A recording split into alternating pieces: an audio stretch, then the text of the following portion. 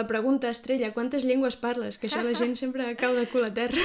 Aquesta és la pregunta típica, sí. A veure, quantes llengües parles és sempre la qüestió, fins a quin punt podem dir que parlem una llengua? Per mi sempre és dir, mira, em puc comunicar més o menys bé en aquesta llengua, jo sí que dic que la parlo.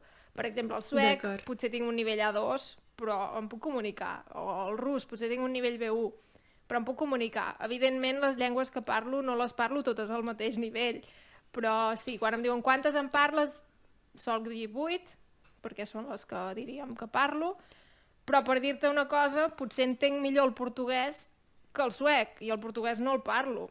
Vull dir que és tot una mica relatiu, saps? No sé si he contestat la pregunta. Sí, jo diria que sí. De fet, jo sempre faig servir la paraula xampurrejar. Jo sempre deia xapurrejar i vaig veure al diccionari que es diu xampurrejar.